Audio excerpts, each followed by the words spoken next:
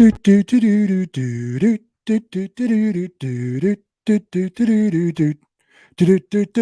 evening, everyone. Welcome once again to the OPIE-VERSE, episode 2. Something must have gone right because we're back again. My guest host this evening, as always, I give you Mr. Brixton. Mr. Brixton, good evening. Hello there. How are you doing? Yeah, whoa, look at this. Not even sunglasses. We've got an eye reveal tonight. Hello. Good evening. Welcome, everyone. Welcome to the stream. Look at that. Can we get some love for Brixton in the chat? This is the place to be. This is the place to be. Brixton, how's it going? How's your week been? My week has been pretty busy, to be fair, Opie. It has been an absolute nightmare. I've been sorting Lego Good start. the entire week, and I feel like I've gotten absolutely nowhere. Yeah. Isn't that always the case, though? That is always the case, yeah. Honestly, the amount of tan bricks I have is pretty depressing. But, is there a purpose for them? Is there a plan for them? Well, to be fair, and in the nicest of ways, that is the Ultimate Collector Series Hogwarts that I showed you. And it's also Yoda when he fell on the ground, and I just haven't been bothered to rebuild him. So, oh dear. So he's just now lost to the multiple bins. He is. He's in the bin. That's correct. Yeah. Oh, unfortunately, so God rest. Any positives? Any highlights this week? I managed to get a new modular that is currently on its way from eBay, and it's the Parisian restaurant. Sweet. Is that good? It sounds good. It is. I've wanted it for a while, so it's. I'm looking forward to building it and adding it to my city. Very nice indeed. Very nice indeed. I've had quite a busy week myself, on topic as well. So I won't give anything away, but went to see Suicide Squad last night, and it was a vast improvement on the other one, I must say. It was actually really good. Really enjoyed it. So much so, my wife enjoyed it too, and she was very skeptical going into it. She likes the Marvel stuff. She doesn't entertain Star Wars whatsoever, but she knew the first Suicide Squad was a bit rubbish. But no, she enjoyed it. So that was good indeed. See, I'm not too sure about this because I didn't really follow the DC universe. Was that the new Suicide Squad that came out recently? Is that a reshoot, or are they using the same clips as last time? It's not a reshoot. And now what I don't know is if it's the same universe. However, I'm not the man to answer that. But we may be joined by that man pretty soon. So we'll have a look at that one. But but yeah, I think from what I've seen from other kind of TikTokers is it's certainly a continuation of the Birds of Prey story. So Harley Quinn and the Birds of Prey, it's connected to that. Whether it's connected to the original Suicide Squad, I don't. Some people are saying in the comments that it's a sequel, but yeah, we'll get to that. But no, it was definitely a good watch. Whether you make a trip to the cinema for it or you wait for it to come out and watch it at home, I'd recommend it if you're into all of that. I might just have to. I also, you can see, I think I had it ready last week, but Boba Fett is finally lit up. So that is grand to finally get those done. I also got today, and I can't plug him in, but I also got light up and sound R2-D2. So I won't plug him in because he makes a lot of R2-D2 noises, which maybe I'll plug him in at the end and show people at the end. But yeah, I got this from Game of Bricks, using there it is right there, using your discount code. So I got free delivery because I spent over £50 and I got 15% off. So that was a good deal. Sound kit, light kits, all good. What do you want? Absolutely amazing. If anyone else wants to get a light kit just like that, you can use my link down below in the description for 15% off. Use code It's Brixton as well. There you go. What else has happened this week? Well, I've noticed. You've seen Bad Batch? I've noticed that you've got a new hat. I have got a new hat, Brixton. That's very nice of you to notice. It's so I mentioned this last week. It's from a company called Essential Caps UK. They've hooked me up with some gear, this being one of them.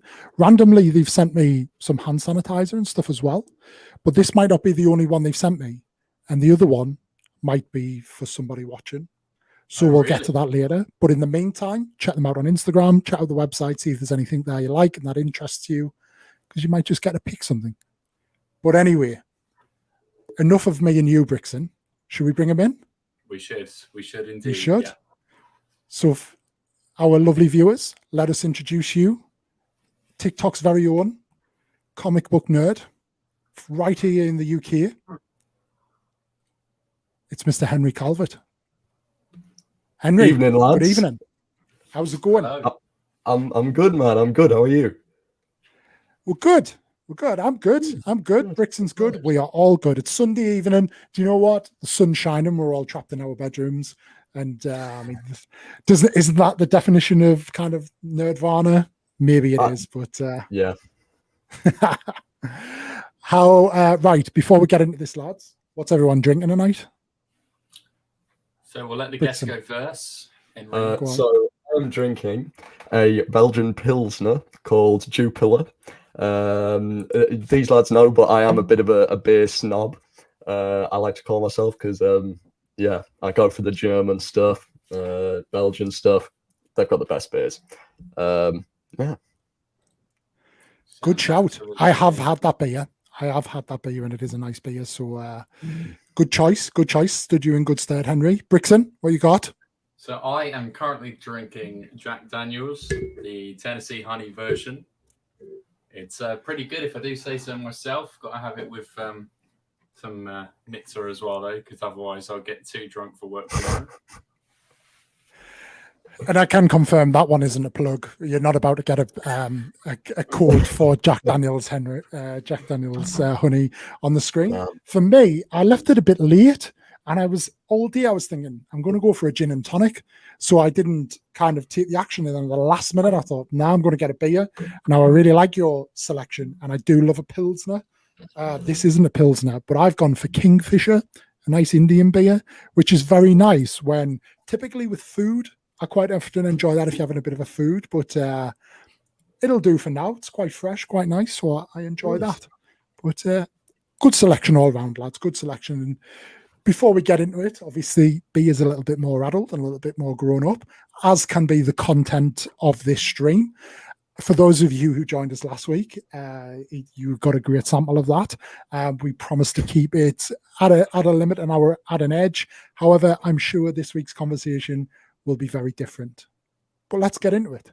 Henry, TikTok. Yes. So, from what I can see, you seem to be blown up. It's going really well. What you on now, follower-wise? I'm currently on 13.5K, I think. Something like that. Wow. Good going. Yeah. What has been how has your journey been to that point? How have you found it? It's I don't know. It's been strange. I uploaded one nerdy video in March because I went through a pretty rough breakup, and it was like, well, let's talk about things that I love, and I just did it as a bit of a laugh, and then it did all right views wise, so I did another one. It just kept going like that, and then found people were into my comic content and pursued that a bit more, and I've got a bit of a musical theatre following as well.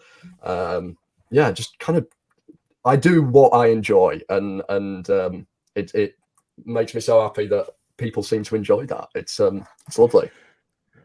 Great that you've kind of used those words as well, because quite often people ask me, especially like within the Lego TikTok community, like, oh, how do I grow and how do I do this? And like that first thing has to be you have to enjoy what you're doing. As soon as you stop enjoying, and I've been through that spell myself, is when I am making content for the sake of making content to kind of stay out there, I really struggle. General Kenobi, you are a bold one. When you stop kind of doing what you're enjoying, it shows in the interaction, the views, and then all of a sudden you'll kind of refresh, capture what you love, and go from there. And it's and it's good. So good in that. I must say, you're quite brave being on Star Wars TikTok. For like, how is that from a fandom conversation point of view? I will say right now, and I think people would agree with me that the Star Wars fandom is easily the most heated fandom in the world. I think heated is a very strong, good word for it. My main interaction with the Star Wars community was I did one video, which was it was a sound, and it was none of these things are great, but they're pretty good. And I said that Revenge of the Sith was pretty good. And I swear to God, it was like I'd shot someone. It was like I'd killed someone's family member. It was that bad. And since then, I've been like, oh, okay. Oh, we won't talk about that much. Jeez. So yeah, totally feel you on that one, because I did there was a sound kicking around about 3 or 4 months ago, and it was like, rate your Star Wars, like all 11 live action films, which we're going to get to actually. But and it was rate them, and I rated and I still do. I genuinely rate the Phantom Menace as the best prequel film. Like, it's my favorite. And I get that it's a controversial opinion, but like it is for me. Those comments. But I think what's interesting is the main demographic of kind of Lego and Star Wars TikTok is predominantly in the kind of late teens to early 20s. And in that space is very much those who grew up with the prequels and the Clone Wars. So that's kind of where they're at. But yeah, it's a brave place to be, is Star Wars TikTok. Really what are your plans for the future then? Like, what do you look at TikTok as just a place to have fun, or do you have plans for it? At first I was like, this is a laugh. I'm literally just doing this. I get in from work, I'm having a bit of a laugh, I can have a joke with my mate about it. Whereas now, I don't really see it kind of career-wise. I mean, I love doing it, and I find it astounding that I've made a tenner. I've made a tenner. It's awesome. I can buy a drink. But yeah, but what's kind of making me stay is the community, is my followers and the community. Yeah. Like I was at York Comic Con today, and just a guy, might have been 13, just taps me. It's like, oh, excuse me. I follow your TikTok. You're the reason I'm into all of this. Thank you so much. I love your stuff. And I was like, oh my God, this is so straight. But I don't know. I think if I can bring a bit of joy to people and give them a bit of a laugh, then that's what I'll do. And that's why I'll keep doing it. Cool. And that when that happens, it is the best. Like, it's a bit awkward, but it like, forget like those tenors and all of that. Like, realistically, TikTok's not going to change our lives, but actually to kind of hear that a recommendation or somebody kind of has done something, like the amount of people that's messaged me and said, I got back into Lego, even like people in their like late teens and early 20s who are a bit like, oh, I shouldn't be playing or building Lego anymore and all of that. And, turn around and like, I do this because you reminded me what it's like. Like, that for me is the absolute value in it. Yeah. It's an incredible feeling. It really is. I'll tell you what, lads, I'll let you into a little secret. We can talk about this. Speaking of fan interactions, I was in the club a couple of weeks ago. And is this age appropriate? It's fine. We've done the content warning. This is age appropriate. This is fine. Girl staring at me from across the bar all night. And I'm like, right, this is doing my head in. So I go over, and I'm like, this is a good-looking lady. So I go over, and I'm like, sorry, do I know you? And she's like, no, I just follow your TikTok. And I'm like, oh, okay.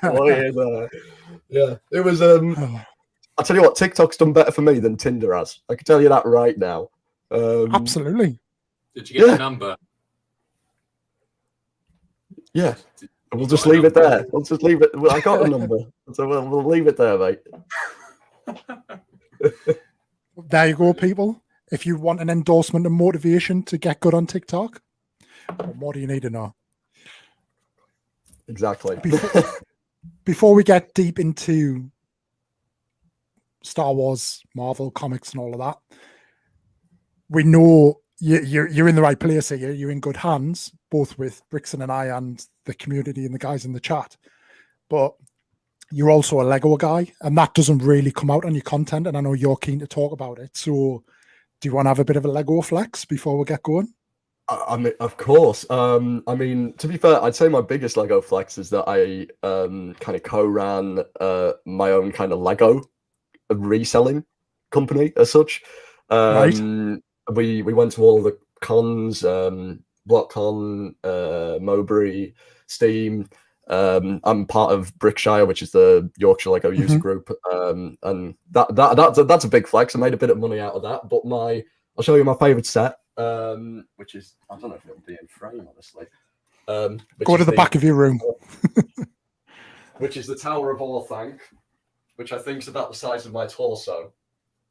Yeah, it's pretty big. And then I'd say my favorite minifigure, and probably my rarest one, is the white prototype Boba Fett, and not the latest one, the one that came out for the original. Yeah, I think I bought it for about 15 quid when they first came out, and it's been in like my favorite for forever. So yeah, I'd say that boy's my favorite minifig. What does that go for now? I looked on Brickset, and I think it was, I'm not sure, I think it was about 70, 80, something like that. Yeah. So it's it's probably going up a little bit more as well. Like some prices are ridiculously, like, they're just all over the place at the minute, Lego prices. They're just insane. And I think with Mandalorian, the TV show, I mean, any Mandalorian, 120. Stephen, I'm in the money. I'm in the money, mate. Yeah. That's amazing. Nice. For one figure, though, £120. It's crazy. Well, I done that. Stephen knows about this. Stephen, it feels weird calling him Stevie. It's Stevie. But yeah, there's a figure that came in the Resistance bomber set as early as 3 years ago. That's now selling for 350 to 400 quid because it was a very late release, and it's Finch Dallow from The Last Jedi. And all it is the beginning of the film when they do the bombing run on the First Order, and it's essentially like a suicide run. It's the pilot, and he isn't even credited as Finch Dallow in the movie originally. So they just kind of called it Resistance Bomber Pilot, and it was like a white fig, but it didn't. But the actor who played the bomber was black. So a year later, they kind of retconned the fig to reflect the actor and named him Finch Dallow. But it must have just had a very short release time, and all of a sudden, over the last 6 weeks, it blew up to like selling for 350, 400 quid. And I did a video on it, and the amount of like kids who were in the comments like, I have that figure. It's like in the bin. I was like, get it out of the bin. Get it sold and have a good I mean, for some people that these kids, that's me gunship. Like I can sell that one fig that's only 3 years old and I'm going to get a gunship. But it's like the Lego economy is all over the place. But I've said this quite a bit the last couple of days, but what I'm starting to see is a lot of people are starting to sell up now, like after COVID and all of that, and summer holidays, people are now starting to kind of sell. There you go, 380 today. But people are starting to now sell up their collection. Certainly on Facebook Marketplace, we're seeing a lot more kind of people like having wholesale sellouts, but they're not going as quick. So it's now becoming a buyer's market once again, because that's bringing prices down, which is only good for us hardcore collectors. But yeah. Let's get into this. Why do you reckon people are selling now after COVID? Just because they don't have the space for it? I think a lot of people just got into it because of COVID. Like I wouldn't say I got back into it properly, but the COVID allowed me to expand massively because I knew I wasn't going on holiday at all. I thought I'd have gone on holiday this year, but I haven't. But I knew I wasn't going away last year. I had a holiday cancelled to the Maldives, the Mauritius. So obviously that was a lot of money back in my pocket. I work from home. A lot of people were working from home. It's like it reflected in kind of people's childhood. Like everybody's pretty much had Lego at some point, and those have kind of recaptured it. Then you had the like TikTok blow up. Then you've had Lego TikTok blow up. So like I think it was just like a perfect storm of all these factors, and people finding like nice little things to just think, I'm going to do that to like enjoy myself. And then all that's kind of everybody's lived that life, and everybody now wants to move on past COVID. And now it's like, well, I want to go on holiday again. I am going back to the office, so I don't need my home office anymore. So a lot of people are just, I enjoyed it. I'm done with it. Next part of my life, please. But I think a lot of people are going to be a little bit disappointed because I think a lot of people thought it was a safe investment at the kind of the peak price. But it's obviously people have bought and are now selling sets that are still live that you can still buy from the Lego store. You know, we're talking about Vader's castle. It's on its way out, but it's still there, and a lot of people are trying to sell it. But you know that I've seen it as low as like 40 quid now. So it's bit of an odd one, but it is what it is. Henry, Yes. Star Wars then. So I'm going to set you a challenge. I'm going to put I'm going to put a 4-minute time limit on this. So for obvious reasons, for those who tuned in last week, but the 11 live action films. Yeah. Rank them your least favorite to favorite. Okay. Over to you. Okay. Bottom. I'm sorry, Opie. I am sorry. Phantom Menace is bottom. Followed by Attack of the Clones. Followed by Rise of Skywalker. Now this is where it gets a bit tricky. Okay. Before you go on though, what would you out of 10? So Phantom Menace is at the bottom, because I think this is a bit of a misconception, but Phantom Menace is at the bottom, but what would you rate the Phantom Menace out of 10? I would rate the Phantom Menace. I will say Attack of the Clones and the Phantom Menace are on the same level. It's just I like the Geonosis fight and the Camino stuff more than anything in the Phantom Menace. Granted, sorry, Duel of the Fates is incredible, but right, I would rate those two films a 3 out of 10. What? So that means you actively don't like them. And that is for the music alone. Those points are for the music, probably. I was not expecting that, Henry. Okay. This is the thing, right? I am a Star Wars fan, and I don't like most of it. Well, that's a lie. I don't like half of it. Let's just say that. Right. Well, that's fine. I find the Phantom Menace and Attack of the Clones plot incomprehensible. Really? The whole, for example, a great YouTuber called Cosmonaut Variety Hour. I don't know if anybody knows him. Really good, real funny guy. In his Attack of the Clones review, Palpatine wants Padme dead, but Palpatine doesn't want to do it himself. So he gets Count Dooku to do it. But Count Dooku have seen it. Doesn't want to do it himself. Yeah. So he gets Jango Fett to do it. But Jango Fett doesn't want to do it himself. So he gets the shapeshifter to do it. But the shapeshifter goes, no, I'll send a robot to go do it. And then if you want to be really granular, the robot sends some worms to go and do it. Yeah. It's the most convoluted thing going. I just don't like them. Anyway, Rise of Skywalker, I'd give the same score as well. That film infuriates me. After that, I'd go on to... Let me just have a think of what else there is. I'd go Last Jedi. I wasn't expecting that. Yeah, Last Jedi I've got a love-hate relationship with. Sometimes I respect it, but that doesn't mean that I want to re-watch it. I can respect what it's trying to do, and I think it's brought down by Rise of Skywalker. Just because if they followed through with what Rian Johnson set up, I think they could have gone places. But because Rise of Skywalker tries to almost retcon everything that happened. Mhm. It brings it down a peg for me. That's just me. And then after that, this is where people are going to start hating me. Oh yeah, sorry, my grandparents are watching. Hi. Hey. Hey. Yeah. After that, I'd go Revenge of the Sith. Okay. And that's where everybody goes, oh God, you blasphemer. Not from me. Not from me. But it's the best out of the prequels for me. But that doesn't. The story's great. It's just the execution where it falls for me. I fully agree.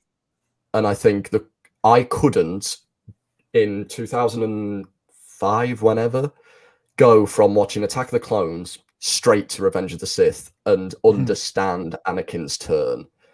Yeah. You need Clone Wars to bridge that gap for me. And I think that's really interesting because I was 14 when The Phantom Menace came out. So I consciously watched the prequel trilogy. Yeah. And I saw all of that hate that was back there. And what's interesting is there's a lot of people who kind of grew up on the prequels almost through the Clone Wars first and had that context, applied it to the prequel trilogy. And it was like, oh, this is brilliant.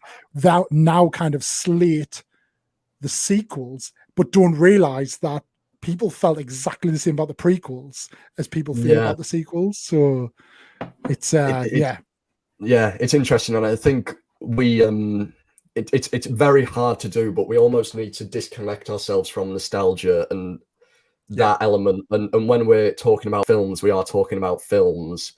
And I think if you're analyzing a film critically, you need to think about it in that regard. But where are we? Revenge of the Sith. Okay, then I'd go Solo, Rogue One, Force Awakens, and then my ranking. I am an original trilogy fanboy. Good.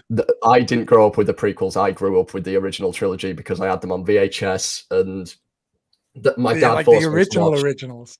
Yeah, but forced me to watch Star Wars, Indy, and Back to the Future relentlessly. What a guy! What a guy! So legend. So I would go. I know Empire is everybody's favorite, but for me, it's Empire, Return of the Jedi, and New Hope. For me, A New Hope is a 10 out of 10. Do you know? For a long time, A New Hope was my favorite film. Return of the Jedi was when I was a kid, and then A New Hope. And it's funny, I always say Empire Strikes Back is my favorite, but I have to be in the right mood for Empire Strikes Back. A New Hope I can put on any time and just enjoy A New Hope. I could watch A New Hope every Sunday afternoon. Well, that's what I did. And it's just. I think those are the best kind of films. Whereas something like Joker might be a 10 out of 10 film, but you can't watch that all the time. You need to be in a very specific mindset to watch that film. I know exactly what you mean. So those are my rankings. Don't cancel me. Don't cancel me. It's interesting just to get people's point of view, because that's the point. Is everybody's got a slightly different perspective. Exactly, and it's just understanding why. Like for me, The Phantom Menace is always my favorite of the prequels because it was the first one I got to go and see exclusively at the cinema. I premiered that at the cinema for me, and it'll always have that moment. Like I'm not saying it's the best film, but it's my favorite in that. But I also think Qui-Gon / Liam Neeson holds that whole thing together. I think in Attack of the Clones, Ewan McGregor was not ready to be the leading man. Like his acting quality just isn't there. It comes through in Revenge of the Sith, but then I think what Revenge of the Sith lacks for me is Battle of the Heroes, which is meant to be the absolute culmination, was just too by the numbers. It was like Anakin is no longer Anakin; he's Vader now. It doesn't burst out. You want to see the you want to see the Sith in him. You know, he's still using his Jedi fighting techniques. Fair enough, he would be, because he's only just done it. Yeah. But like, where's the Force lightning? Where's the anger, the rage? That anger and rage just doesn't come out in the fight. Yeah. And I think that's how close they were to it.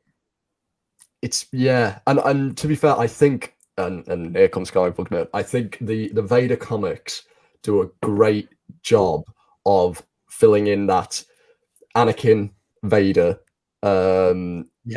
gap, because in Revenge of the Sith you get I hate you, and then no, and that's it. And then you see him battling Kenobi, but there's so much in that middle. You see a bit of it in Rebels, but I think Clone Wars and the Vader comics do a world of good for Anakin's character. And they're almost a necessity for me personally. It's a funny one, isn't it? Because I think the community is screaming out for like a Vader series, and we get that in comics, but could we get that in animation or live action? Or is he always best as the ultimate cameo in live action, like we saw in Rogue One, that moment where he's like, and then we saw it in Rebels where he comes in and you're like, oh shit, this just got real. And it's like, it's you know, does he have that much of an impact that you always keep him as like almost your super sub ace in the whole sort of character, and to put him front line it'll dilute him a little bit. But I have read the 2017 Vader comic series. I think it's that one, and that was very good. But I think again, it works very well in a comic rather than because you can almost go at your own pace reading it. Yeah, and I think with the comics as well, you it suits that what's the word I'm looking for? Almost overpowered nature of Vader. You can put that across so much more easly on a comic book, because you don't have budgetary restraints, you don't have CGI anything like that. It's there like very easily, and it's done very well. I mean, Charles Soule's a great writer, and all of the artists that they get to do it is on point. But I think I'm excited for the Kenobi show, because Hayden Christensen is confirmed. So he is. What do you think we're going to get? Do you think we're going to get General Skywalker in flashback mode, or is Anakin going to be in the suit in the back to tank? Or I don't think. I think back to tank. There will be a back to tank shot. Or something, meditation chamber, maybe. Something like that, similar to Empire. The finale will probably be, you'll see a suited Vader, or something on Tatooine, or something like that. I'm uncertain of where any of these new shows are going. Like, I'm excited because I have no clue. Like the Ahsoka show, I mean, even the Marvel stuff, I'm a little bit, well, no, I am up in the air about. I don't really know where they're going to go. Whereas something like Civil War, like, you knew what was going to happen. I'm excited because it's so mysterious. They're playing their cards very close to the chest. It's cool. No, it is really good. And I've said this a little bit over the last couple of days. Obviously, they've announced like the Bad Batch series 2, and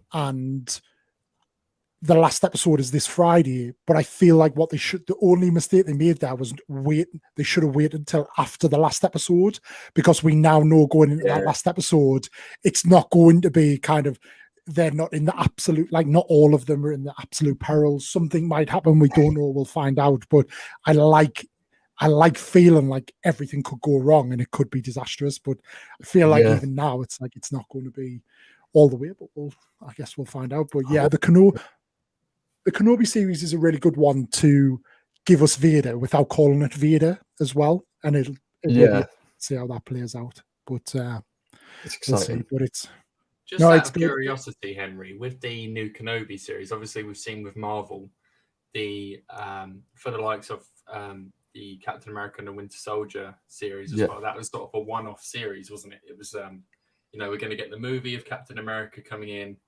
Yeah. So with the new Obi-Wan Kenobi series, would you like there to be a second season of that, or do you think just the one season to fill in the gaps would be nice?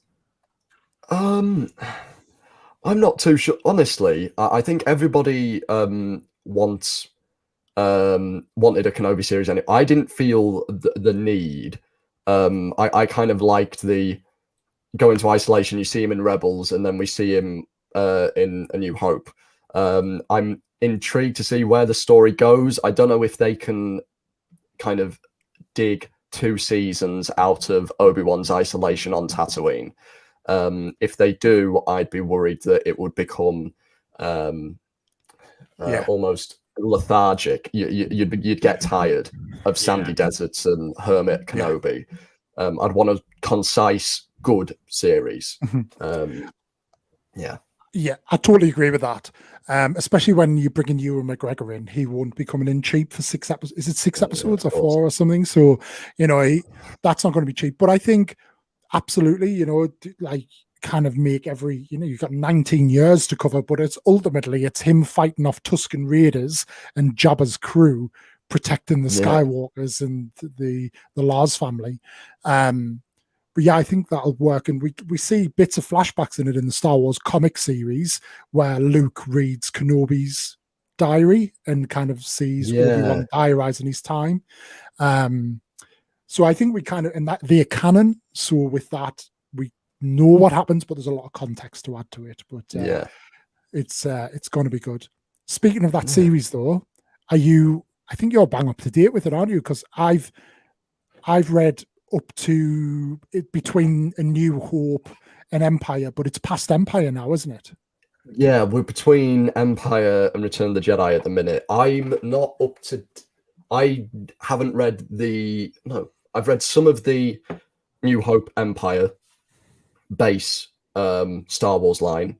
I think I've read the Vader one as well. You read some.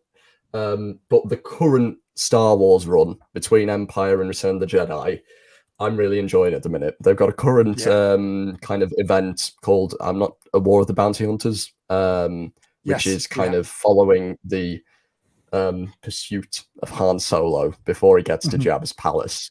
Some great characters in there, a lot of Boba Fett. We got Vader's playing a big part in it, which at first I was a little bit unsure of because why does he care about Solo?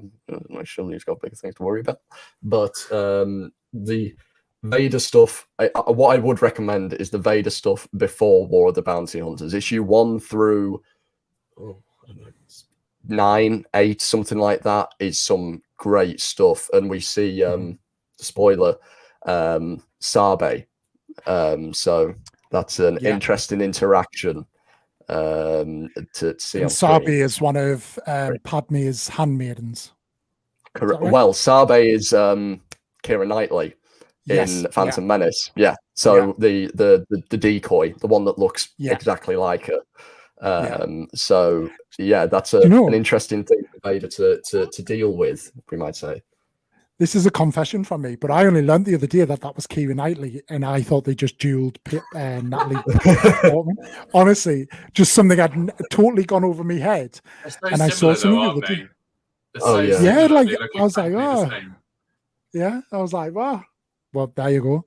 But I love that series, and of the Star Wars comics, because I love Task Force 99 early on, and I love Sergeant Creel.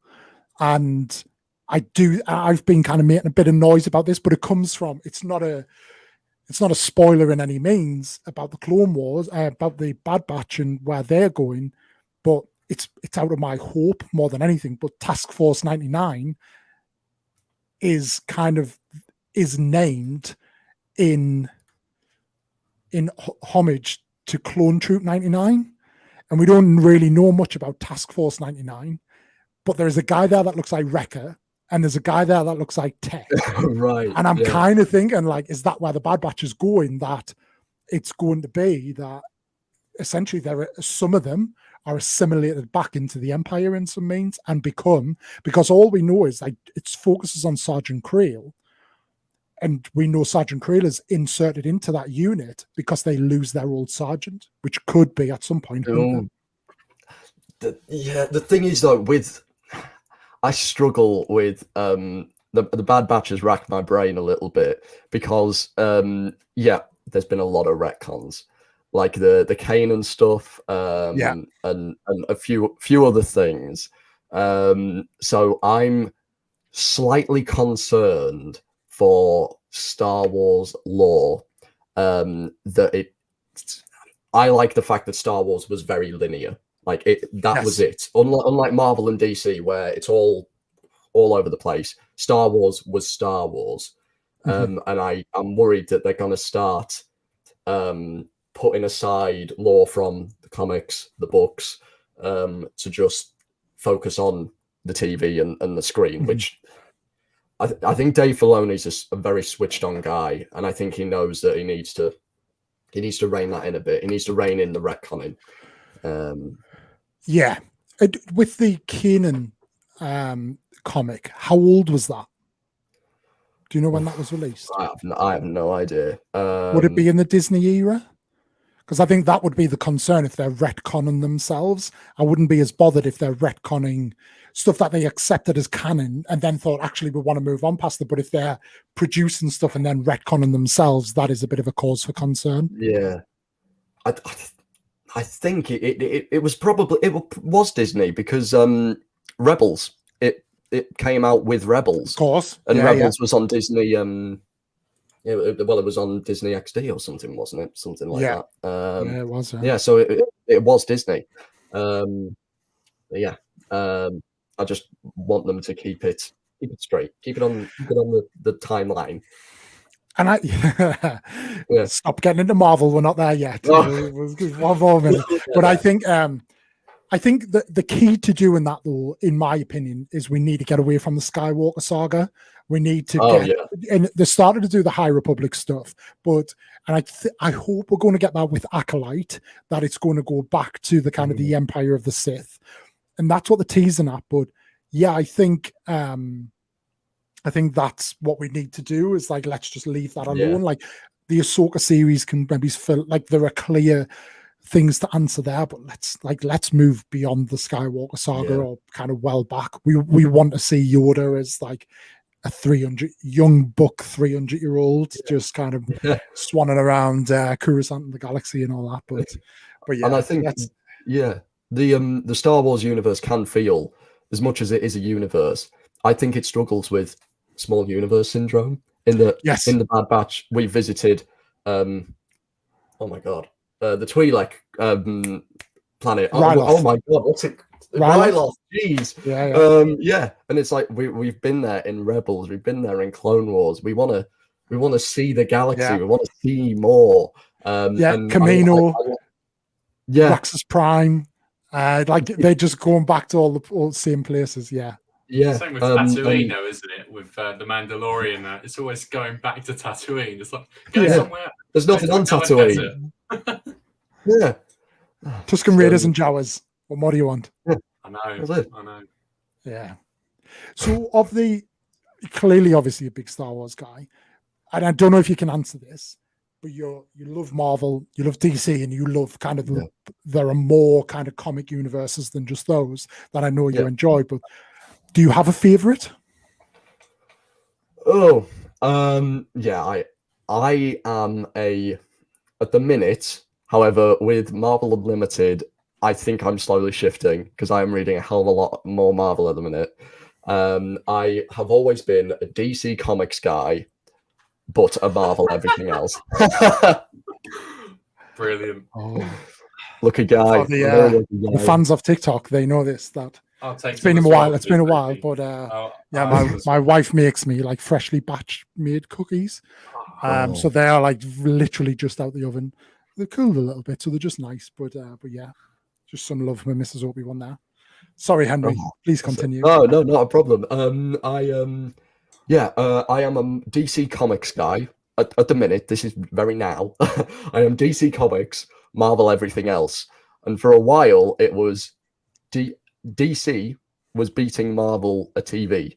And people used to say, oh, Marvel has the films, but DC has the TV shows. But I don't know if any of you have seen the CGI in The Flash lately. I've seen it Oh all over my- TikTok. It's horrific. Oh my god, it's awful. Don't know what the hell has gone wrong. It looks like a PS2 video game. Yeah. It's disgusting. It's like Disney yeah. XD made it big time, and they've been given Yeah. £100 for CGI. It's just awful. But again, Marvel's beaten them on the TV shows.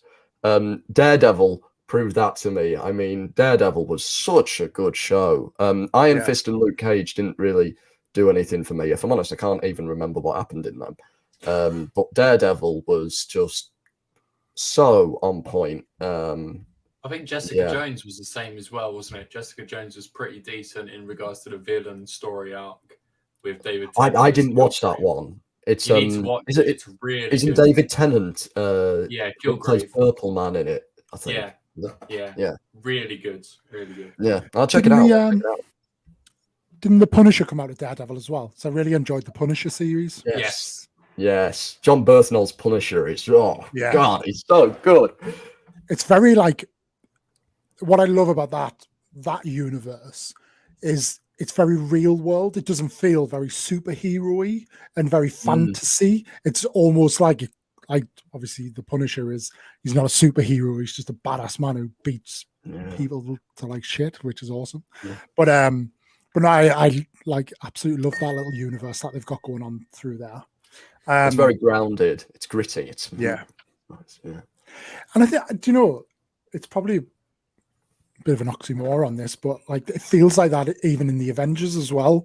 Like it doesn't feel as outlandish as it all is.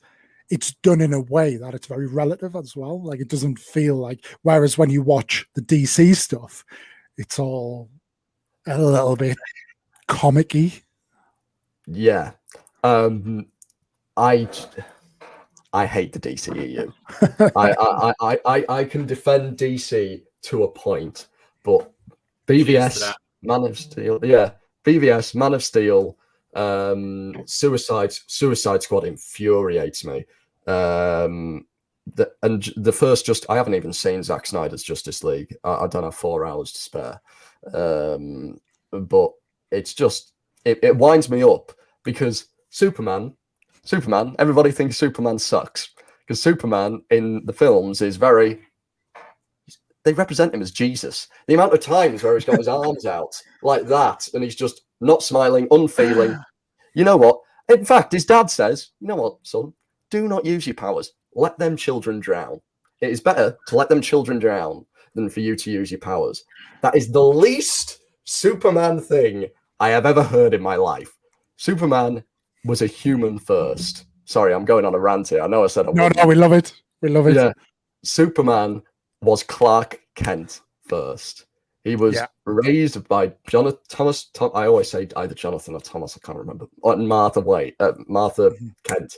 And they forget that he is human. Even though he has these powers, he is human. And I beg anybody who thinks otherwise to read All-Star Superman, because that is the most human comic book I have ever read, and it's about an invulnerable god. In regards to Superman, obviously we see him in very different, the DCU and DC movies alone. What are your thoughts, obviously, with the movie Shazam? He comes in at the end in the end credit scene. Do you want that to be spoiler? I mean, it came out 2 years ago, but still. I haven't seen it, so. Oh, come on, man! I know it's my fault. I'll accept that one. Do you want that to be Henry Cavill's Superman, or do you want them to cast him again and sort of become? I don't mind. Yeah, I don't mind about the casting. I mean, you look at someone like Chris Hemsworth's Thor. Christ, that's hard to say. And he is a completely different character to the first 2 Thor films. Yeah. He's completely different. I don't doubt that Henry Cavill has the ability to play a real Superman. Granddad's wrong, Uncle Ant. It sucks. Granddad, I love you, but you're wrong there, bud. Sorry, I've lost my trail. Yeah, Henry Cavill could play a good Superman. I mean, he's got the bit. He looks the part. I mean, Jesus, I want to look like that man. He is the optimum Henry. I have no doubt in that regard. But I don't really. I like Shazam, so I don't care who that Henry, if that's Henry Cavill or not. It's just that's a fun movie. I think that's the one film that the DCEU's done all right on. Yeah. Apart from the first one. Have you seen the new Suicide Squad then? Tomorrow. Okay. I'm going tomorrow. So, to answer what was going on earlier about whether it's a sequel, Yes. reboot, remake, whatever. The new Suicide Squad is like marketing it as a soft reboot. So Right. what that means, I have no idea. However, what I gather is that it is a sequel. Rick Flag is in it. Same Rick Flag, same Amanda Waller, Yes. same Harley. It's still part of the DCEU. However, whether it again, I haven't seen it. Whether it ties in at all to the first one, apart from there being similar characters, who knows? I hope they don't, and I hope they just sweep the first Suicide Squad under the rug. Because I'm not going to say anything. I went to see it last night, so I'm not going to say anything because it's far too raw. And obviously, for someone like you will want to experience it. But that makes sense. Having said that,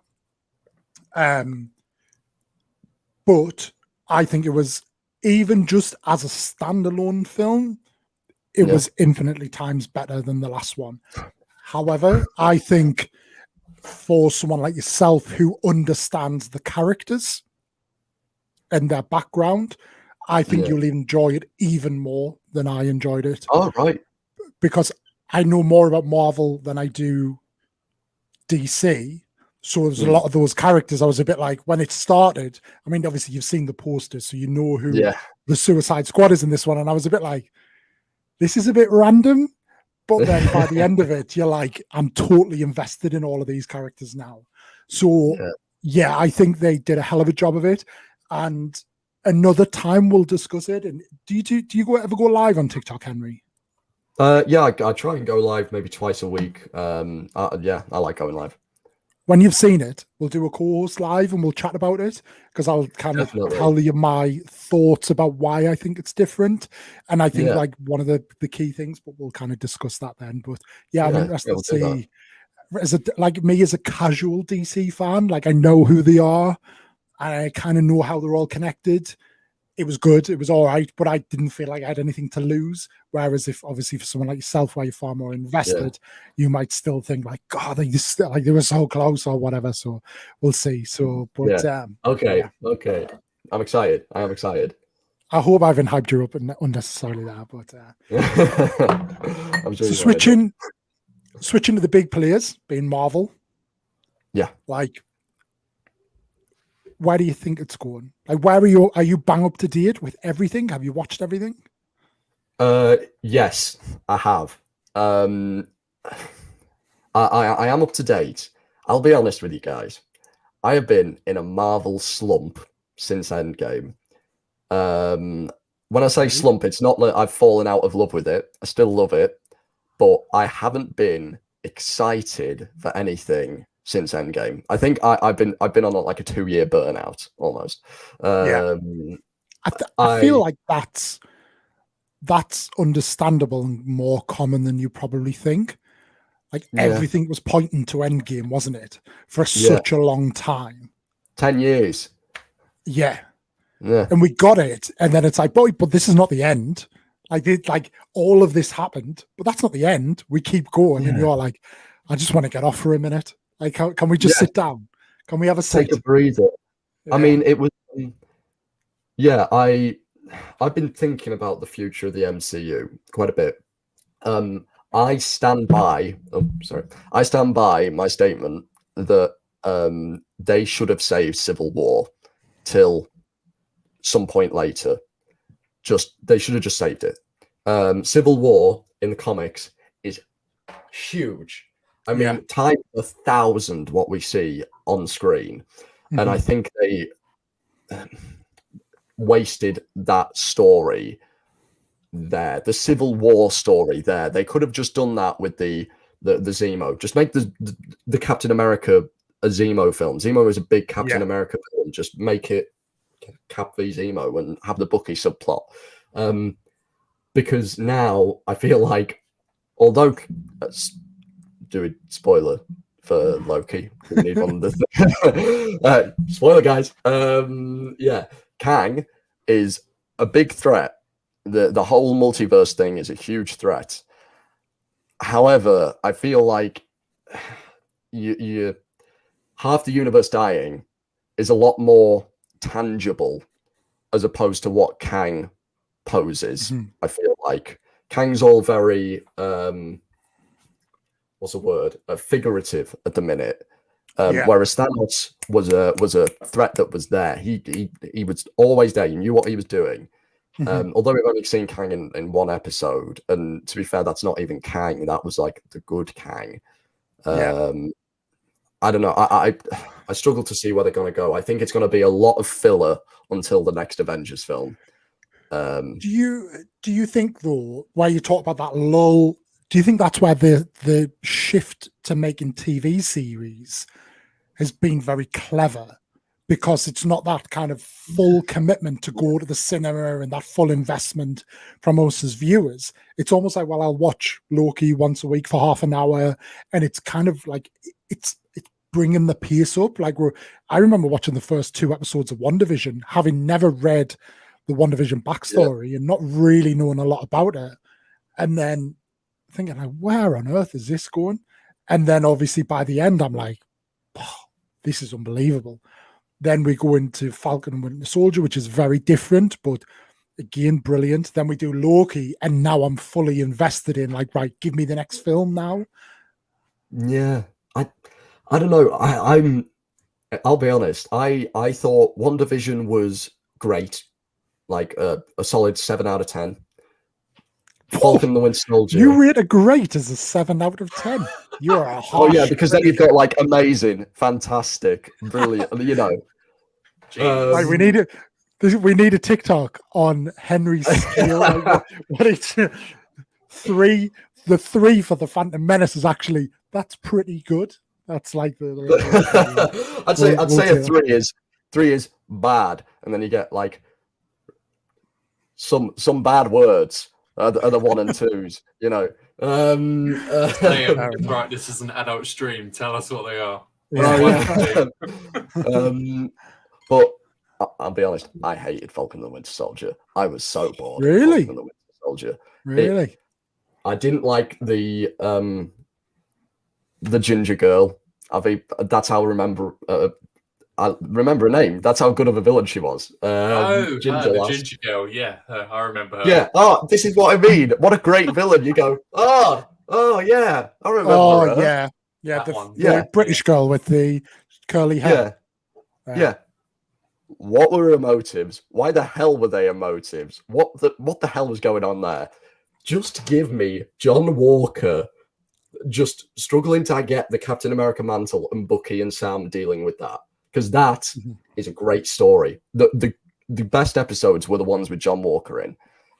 He was detestable, and that's what was great about it. So that wound me up. And Loki was just... I like when Marvel do weird stuff, but when they do weird stuff and I start getting very confused and I know a bit about the comics and I'd say I know what is kind of going on, I start to lose a bit of interest when I start struggling to comprehend time travel. I just don't get it. I spent a solid couple of weeks trying to figure out the time travel in Endgame until I saw Endgame like 3 times the first week it came out, one at a midnight screening, and I spent the rest of the days just writing it out, doing lines, trying to if he got back there and then he has to put the stones back, and oh god. I hope they clear the time thing up, because I think integrating time travel can be such a clusterfuck. It's a great term for it. I think they, considering how messy they got with it, considering all the different time zones they had to go to, they did all right, probably from the casual fan. But obviously, if you're somewhat more invested in all of that, then, and especially now how relevant it is from a multiverse perspective, like essentially that's what we're seeing, isn't it? Like, why didn't the TVA come in now? Because what you're seeing is that would have caused a branch. So hopefully that kind of clears it up. But no, it's I feel like they're just kind of going to be like, yeah, we're done with that now and we move forward. Important question though, Henry. Go on. Are we going to get Holland, Garfield, and Maguire? I get this question so much. I haven't been getting my hopes up. If I'm honest, Right. I don't like the Amazing Spider-Man films, and I Really? Okay. I really didn't like them. I love the Maguire films, but not for the Toby. nostalgia reason. I didn't grow up with them. Yeah, Tobey Maguire films. But I just think they're hilarious. I think they're so funny. I love those films for the comedic value. I think they're so class. I mean, you can't look at Willem Dafoe's Green Goblin and be like, that is a serious take on the character. That is so real. Yeah. It's like, what is there? Let die the little children or kill the woman you love. It's great. He's so good at it, but I can't take it seriously. I laugh through most of those films. Do you know, I can't remember who it was. I don't know if it was Jay Stoobs or Straw Hat Goofy. One of them had said that actually, I think it was Jay Stoobs, that basically said there was actually no good Spider-Man film if you're a Spider-Man fan. And I kind of looked at that and thought, do you know what, that's somewhat true, because like no Spider-Man film has been able to actually represent Peter Parker at his core, like, back when he was a comic or when he was an animation, and nobody's ever really been able to do that yet. But they're all. I don't know. I feel like Peter Parker is a very he's got a lot going for him. He's got a lot of, I don't know. There's a lot going on inside of him. Essentially, you have the nerdy schoolboy, you have the heroic kind of the Spider-Man persona, and you've got his relationships with all these different characters, and there's a lot to cram in there in one film. I kind of Into the Spider-Verse is class, but if we're talking Peter Parker, again, that's a great representation of the character, but of that side of the character. I feel like Tom Holland does a great nerdy, kind of that schoolboy Peter Parker, because I feel like Andrew Garfield's too attractive to play Spider-Man. He's a skater dude. He flirts with girls. Peter Parker doesn't do that. Like, Peter Parker gets bullied at school. He's not there on a skateboard taking pictures of Gwen Stacy. So I did a TikTok a week ago where about like after Spider-Man Day, and I'd said, like, for me, Spider-Man is the 94 to 97 animated series. Like, that for me is my Spider-Man and my Peter Parker. Right, yeah. And that Peter Parker is pretty slick. Like, he goes out with MJ, he kind of pursues Felicia Hardy. Yeah. I think it's a really good connection to the Venom films for Eddie Brock. It's almost like where Eddie Brock gets pushed out in New York, and like how it's a great connection in that sense. So I really enjoy that side of it. But I think there's just, I don't know if there's just too many variations of Peter Parker that it's hard to, everybody has a slightly different impression and opinion of him. So it's hard for the community to kind of gather and say, that is Peter Parker. I think you make a very good point. But I think with Peter Parker being, I'd say, probably the most relatable comic book character, everybody can see part of themselves in Peter Parker. And because of that, everybody's got that own little element which they relate to him. And so everyone who makes a Spider-Man film or a Spider-Man TV show will draw upon that element that connects with them. That's why you get a nerdy Peter Parker or a slick Peter Parker, or, or the pizza time, or, it's, there's so many. And I think it's all right with a character like Peter Parker, and you can just pick and choose because everybody's going to have their favorites, and that's fine. So with the MCU version of Spider-Man, obviously we see the standard with MJ, we have Spider-Man, Peter Parker, but we also have the Flash, don't we? Now the Flash in the MCU is portrayed very differently to the other films in that he's not that much of a bully, really. He's just a dick. He is just a dick, yeah. Like he makes his remarks and that, but he doesn't, he doesn't punch or he doesn't, throw Peter Parker to the ground. And so, what are your thoughts on whether they're going to improve his story arc further down the line, or whether they're just going to keep him as a side character? I quite like the MCU Flash. I think people get very connected to certain representations of the character, and as soon as they see someone do something out of character, they're like, "Oh my god!" By the way, when Batman starts pulling out a gun, you've done something wrong. That is wrong. But when you change just a little thing about him, like the Flash thing, you've taken that he's a twat, and that's it. He doesn't need to push Peter around. He's just a bit of a dick, and that's almost more. You can resonate with Peter more in that regard because not everyone has had the full-on physical bully experience, whereas everybody knows a bit of a twat, so you just want to tell to shut up. And I like that representation character. Yeah. We were all anything.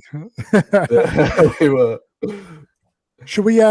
We've got a lot of questions building up, so should we pull some onto the screen? And guys in the chat, you're doing a hell of a job. If you've got any questions for any of us, he's doing a great job of getting them through, but now's the time to pull them through. But this one, I think, I'm going to go big because it's Connor, but he got it in quite early. So I think you're the man to answer this, Henry. Oh. Do you think it's possible to match an Endgame level threat going forward? I feel like the only way they can match an Endgame level threat going forward is just wipe out all the universe, or 3/4 of the universe. It's going to be a difficult one. I'm excited to see what the multiverse does, and whatever threats that they draw in from that. But I don't know. We've had 10 years of build up to build that threat, and frankly, I don't think I can be asked to wait another 10 years. I think, I think where Endgame will be difficult as a villain to match or even succeed is ultimately Thanos won, like an Infinity War, and we got to see what life was like after he won. And I think that's the difficult part. As we as viewers, you feel and struggle to connect with the consequences of what could happen. Sometimes you think, oh, like your favorite character may die or this and that, but actually what it means for humanity in the universe. But we got to see that, and I always like that side of it, and I always think that's something we never see enough in kind of the cinematic universe of whatever genre or franchise you're watching. And I think that'll always be the struggle. We'll never really be able to comprehend. Kang could be a bigger, badder guy with bigger consequences, but we'll just struggle to comprehend what they mean to us as individuals. That's deep. That is deep. That is very deep. I think as well with Kang is like we've seen him in the Loki series, and fair enough, we'll put a spoiler up here. Fair enough, he is sort of the good version of Kang. But at the same time, with Thanos, we got him in end credit scenes. We got him at the end of the movie, making slight appearances here and there. But, we've seen him in one episode and he comes out the lift in Loki and he's eating something. It's like, that's not very intimidating, is it? To enter the universe and you're eating like a bag or an apple or whatever it was that he was eating. It's like, you need to have that grand, intimidating entrance. He just doesn't have that at the moment.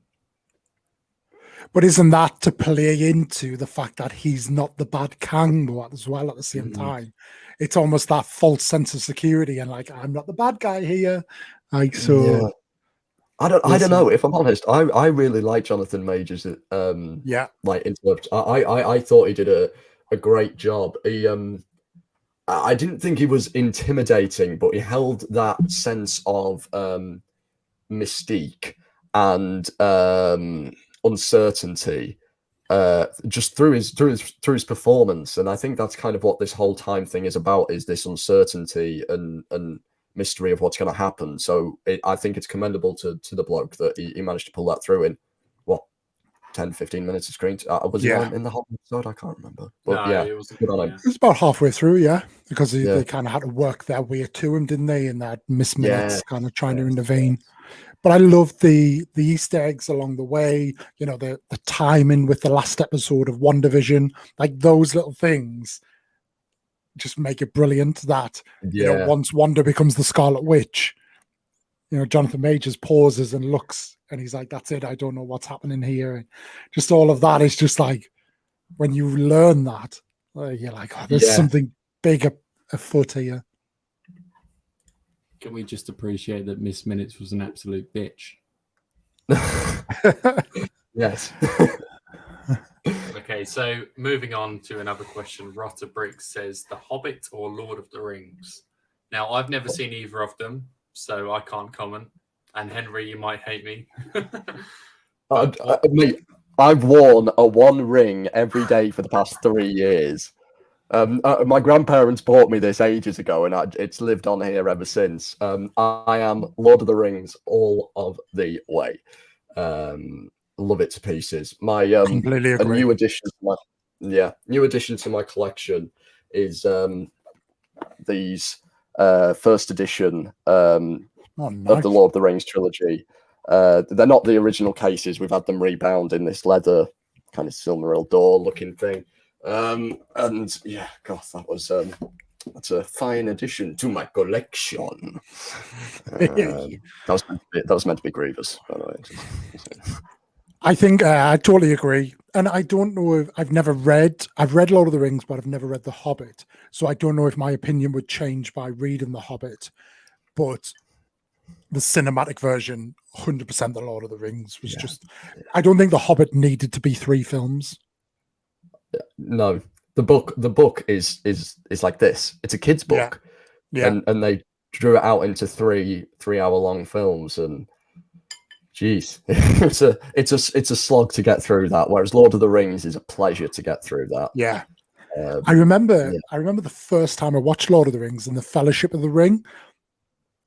My dad was like, he got them. I didn't go to the cinema and watch them. He had went to the cinema and watched them, and then I bought him. I think every year they were released, I bought him the Blu-rays, and he was like, "Are you not going to watch these?" I'm like, "No." And he was like, "But you're like Star Wars and all of that." He was like, "You really need to watch these." And I was like, "Right, okay, one year I'm going to watch them." So I took the Fellowship of the Ring, put it on, and I got to.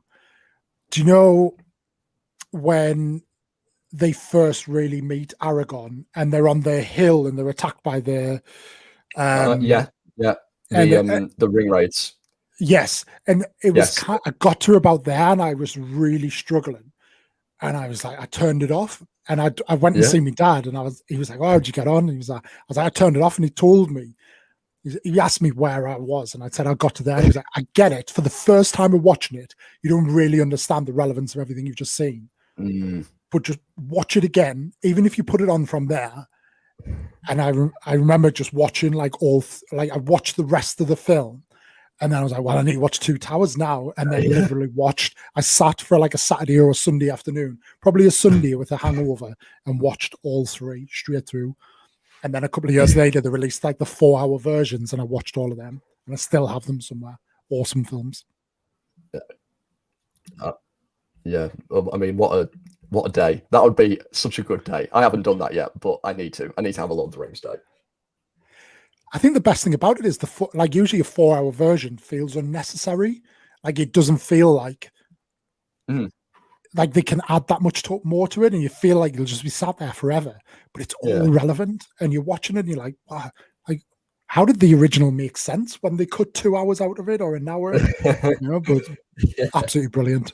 So yeah. Bricks in anymore. Steve Skywalker here says, question for Henry, are you a Game of Thrones fan? I think this should answer your question. Oh, he's going to I did not do it. I did not kill Joffrey, but I wish that I had. Watching your vicious bastard die gave me more relief than 1,000 lying holes. I can do the rest, but we'd be here a while. Yeah, I love it. Love it. I have to ask though, Thank you. thoughts on the final series. Go on. What's your thoughts? Right. Yeah. My relationship with Game of Thrones is a turbulent one. Okay. I read all of the books before I watched anything. Okay. So I knew where it was going up to like season. I think the books get up to about season 5, season 6. Yeah. And the ending left me distraught. I now say I have a good day when I don't think about my ex, Game of Thrones season 8, or The Last of Us 2. If I don't think about those 3 things, I'll have a cracking day. But most of the time, I'll look at my books and I'll be like, great. Yeah, Daenerys turns into can I say that word? Daenerys turns into a Yeah, you can. Like it's old now. Yeah. It's yeah. Yeah. It's not good. No, it's not good. I think the whole nobody enjoyed the last series, right? Like no Game of Thrones fans really enjoyed the last series. No casual fans did. No. So And I've read the books afterwards. I didn't read them beforehand, but like I'm ready for the next round of the books. And I think it'll make people excited for the books as well, like the next round, what's to come. But yeah, it was just so rushed. Like I believe the producers and HBO wanted like 2 or 3 series, but the brothers were like, "Nah, we want to go and do Star Wars." So and that's painful because then Star Wars gets the blame for the downfall of Game of Thrones. And are they even doing the next trilogy? I swear Taika's signed on to do the next trilogy. I have no idea. It's I don't even know when it's. Anyway. Yeah. I think they were confirmed to go to Disney and Lucasfilm to make 3 Star Wars films, but I don't know if they've kind of said what it's all going to be and all that. But we'll see. Yeah, brutal. Okay, so Notha says top 5 Marvel movies, including series. Oh. Do you know yours, Opie? I'm having a bit of a think here. Oh, yeah, I would struggle to do 5 because I think it's. Yeah, same. I could do 3. I can do me number 1, and then I can think about the rest. What's your number 1? So I think Loki would go in at number 2. Number 1 would be Ragnarok. And I think I'd probably put Infinity. I prefer Infinity War over Endgame. So I'd put Infinity War in at number 3. Cool. I think for me, it depends if we're going favourites or best. I'll go favourites because I think there's a difference between favourite and best thing. So yeah, my favourite is Endgame because the experience of going opening night, midnight screening to see that, and then I saw it, went to bed at 4, got the next day, went at 10 the next day to see it again, and then the day after that, it was never fails to make me cry. That's probably 1. 2 is probably Ragnarok, and 3 is probably, I'm just having to think through everything now. I really like Avengers 1. I think Avengers 1 is so quaint now in comparison to everything. I think it was a big bad as well. I think it's like comparatively to some of the others, it was a big bad. It was a big villain to overcome, and like the consequences and the impact of it all on New York. And then I like that it's carried forward into, is it Iron Man 3? They carried where he's still having like PTSD from kind of going through the void, isn't he? And I really like that. But I, as you said earlier, that's still like original Thor. Like that's that's still 1 and 2 Thor with the dyed eyebrows and stuff. Yeah, it's what a god. But I think it's difficult. It's so tough. Like they all mean different things, but I think the future's bright though. I'm really excited for. So when I went to see Suicide Squad, they played like an extended trailer of Shang-Chi. That looked really good. Yeah. Very pumped for that. and the Mandarin gets some glory at last after the kind of Yes. the farce of Iron Man 3. Yeah, I'm very excited for that. I like that they are stepping away from everything that's happened, and they're doing something new, and new characters, new everything. I mean, apart from Wong and Abomination, which we know are in it. Yeah. I'm pumped. It's the first thing that I've been properly pumped for probably since Endgame. Honestly, yeah. So speaking of new Marvel movies, obviously we've got. I was reading up on this today as well. Is that with Spider-Man No Way Home, there's a lot of speculation as to who's going to be in it because there's no trailer yet. And what I did read up on today is that the actress who plays Karen Page in Daredevil was spotted nearby in LA where they're currently filming Spider-Man. And she was spotted, so that might be that they're bringing Daredevil in to deal with the whole, Peter Parker identity crisis. Is going to need a lawyer to know how to deal with this. Do you reckon they're going to bring in Daredevil or Matt Murdock? I wish. I am praying. I would prefer to see Charlie Cox's Matt Murdock over the other Spider-Man. I love Daredevil series so much. And also, speaking of the Karen Page thing, that was going around online, and apparently it's just one of Kirsten Dunst's friends. Oh, one really? of her mates, who just happens to look a lot like that actress. And I was so gutted about that. I was so. It might happen though. It might happen. We might get Charlie Cox in. I hope in so. the movie. I think his Daredevil's so class, and him and Spider-Man have so many run-ins, and it would just work so well. Yeah. When do you think we'll get the trailer, though? Do you think it'll be after Multiverse of Madness? When's Multiverse of Madness coming out? Next month, I think. Is it September? Is it? Really? Wow. It might be. I know Spider-Man's due out in December, so and it's definitely coming out before then. Someone else might know, but I'm not. No, it says here Multiverse of Madness is 2022. Is it? Yeah. Why have I getting that then? I think they've delayed it. Probably back mixed the years up. COVID. I thought it was coming out before. Oh well, never mind. Don't worry then. No, I know Doctor Strange has been spotted on the set of No Way Home, so maybe that's going to lead into. Well, that's confirmed. Is through the Lego reveal. There's a set that's been revealed of Spider-Man and his MJ and oh my god, what's his name?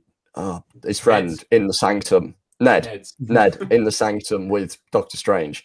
And also the Hot Toys reveals. Reveals. I don't know if you've seen them, but I'm kind of annoyed that they've done that because I don't like all these. Yeah, I don't like all of these pre-spoiler things. I don't need to see Spider-Man's new suit. I don't need to see any of that. I just want to go in. No. Yeah. We love a leak in the Lego world, though. We do.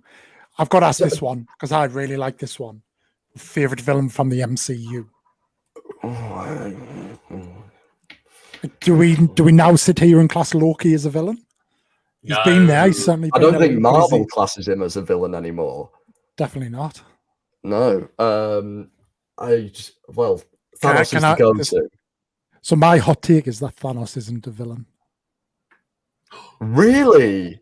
Oh, that's. Oh God, take me to the doctor. I've got burns. I feel like he did what needed to be done, and the acts of the Avengers were selfish. It was brutal what he did, but he did it for the greater good. He did not do it for ultimate power. He basically retired to the garden and was planning on living out his life. He did what needed. He committed the ultimate sacrifice for the sake of the universe. So would you like to see with the What If series, would you like to see whether they couldn't bring the snap back and that everyone had just, like half the universe had just died? Yeah, I think that would be pretty cool. You could take to see sort of how they recovered from that. And well, I think we start to see that in Infinity War. And I think, again, what we see is humanity's, we're just dwelling on the loss. And I understand that, but it's 5 years on, and it's like, right, okay, when does the opportunity become a thing? And we almost see that through Cap when he's coming in and talking about seeing the pod of whales in the Hudson and like the beautiful things that are in there. But like for me, it's very relevant right now with global warming and overcrowding. Like that's a big. It's something that I recognize quite a bit, and I just think like people see the solution to that was what he should have done is he should have snapped double the resources. But by doing that, all you're doing is pouring fuel on a fire that would spread even quicker by doing that, because people would grow, like humanity and life would grow even more. Mike, come for you. But yeah, I just think like, it's with everything we see about global warming, everybody kind of denies it, don't they? Like whatever the solution is, people are like, I don't want to switch away from my petrol car. I don't want an electric car. I don't want to eat less meat. You're not going to tell me what to do. And it's like, for me, they feel very the same. And they just, I don't know. I'm off on one now. So, but yeah, I just, for me, I don't think Thanos, I get that his methods and ultimately he wasn't a great guy, but I think ultimately his motivation wasn't bad. I feel like he was trying to do what needed to be done. Yeah, I can agree with that. No, I am inclined to agree with you. I mean, the best villains are the ones which you can sympathize with, or as we should say, antagonistic force might be a better word. Love it. Yeah, a better phrase to describe your Thanos. Are the ones that you can sympathize with, and I think Thanos is definitely a very sympathetic villain. For me, I think Killmonger, for me, is the best part of Black Panther. I think he's a very compelling villain, and his final speech is. Do they bring him back though? Well, it's there if they want it, because Wakanda probably has the tech to do that. Have you seen there's a theory about where they right at the very end when he kind of defeats Killmonger, T'Challa appears to put something in his neck, and it's similar to what they use for Martin Smith's character in Martin Freeman, sorry. His character, do you know, they use the little kind of, it's got a name, it's got a specific name, but they put something in his neck which protects him, and then they rebuild him. And people are now saying that whether that's what happened or whether they can seek to retcon it in because of what T'Challa does at the time. Yeah, there's a hope. It's tiny, but there is something I they like can do. That theory. I do like that theory. Yeah. And it does seem to be a lot of theories running around at the moment about the future of the MCU. I must stop you guys there because we are coming to the 1 hour and 30 minutes, which has absolutely flown by. Feels like we've been speaking for 10. But it sounds like we should wrap it up, guys. Are there any burning questions in there? As like, so there is one that Krista FIFA has been asking for approximately 20 minutes. And he says, are any of you guys going to see Three Guy with Ryan Reynolds? I wasn't, and then I saw the interview, the full trailer for it last night, and it looks hilarious. Like Ryan Reynolds, like he's bought that. He's just bought himself that level of kind of faith that you can see. Well, I'll go and see it because Ryan Reynolds is in it. And I watched it and I thought, but I have been debating whether to get one of these like unlimited cards at my cinema, because it's like with everything being on backed up, now is a really good time when you can almost go to the cinema every week and watch something new. And that is the perfect example of something I would probably not pay to go and see, but I would kind of go and see if I had one of those unlimited cards. Yeah. Spend your time instead of spending your money. Exactly. Precisely. Kind of yeah. Precisely. There are worse things to be doing. So exactly. Yeah. I think, apart from what Noz was saying here about Shuri Black Panther has to happen, which it might happen in the new Black Panther film. Yeah. Seems likely. It does indeed. We'll see. We'll see indeed. But gentlemen, that is us. So that has absolutely flown over. Henry, this is not the last time that we collectively will speak, and I'll I'll definitely keep an eye out for your lives, and I'll jump in and continue conversations. We'll certainly have you Definitely. back on here. It's a bit of it's a difficult one because Bricks and I have talked about this, whether we extend it and, you know, have longer conversations, or do we kind of want to finish whilst the conversation is buzzing and it kind of draws people back in the next week. Certainly something we'll keep an eye on, but, you know, it's, Yeah. if nothing else, I've learned a lot, and it's been good to talk about things that I don't feel like I get the opportunity to talk about. So, yes, we are going to talk about next week. However, first things first, I am going to announce right now. So the hat from Essential Caps UK, they sent me another one, exactly the same, Spider-Man. You probably can't see it, but it's Spider-Man, and it's proper Marvel licensed and everything, so it's like legit and all that. But they sent me another one, and I'm going to do a giveaway with it on my Instagram. So I'll post that probably tomorrow now. So look out for that. But next week on this stream, we'll announce the winner. We'll do the draw. So that'll be pretty cool. So if you're not following on Instagram, make sure you do that. If you're not following these guys, so Brixton's link is all below. So you've got his beacons down there, both on TikTok and on Instagram. But I'm sure you're all following already. And then Henry, I've dropped your TikTok below as well. So guys, if you're not already, go and check out Henry or Henry Calvert on TikTok. But as for next week, very different change of pace. So first of all, we have a lady joining us. So it's a bit different. She's a Star Wars. We have a female. It's a Star Wars lady, and she's a Star Wars cosplayer.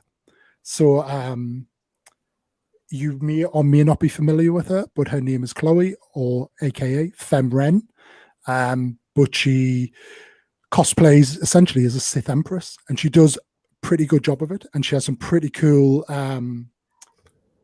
accessories to kind of go along with it, and props to go along with it. So she actually has props of the binders that they use, which they hit well. So it's going to be a very different conversation, but with Chloe, or Femren, she is a huge advocate for mental health as well, which I think is very prominent right now, given everything we've all just gone through. And then it highly ties in with the social media space as well. So we'll look forward to having Chloe with us next week. So you guys in the chat and you guys on the screen, if you haven't already, the stream is already set up. Make sure you're subscribing. Make sure you've set your reminder. Go and check out all of our guests. Check out each other. Look out for everyone. And we'll bid you all a good evening. Good night. See you later. Bye. Bye, guys. Bye.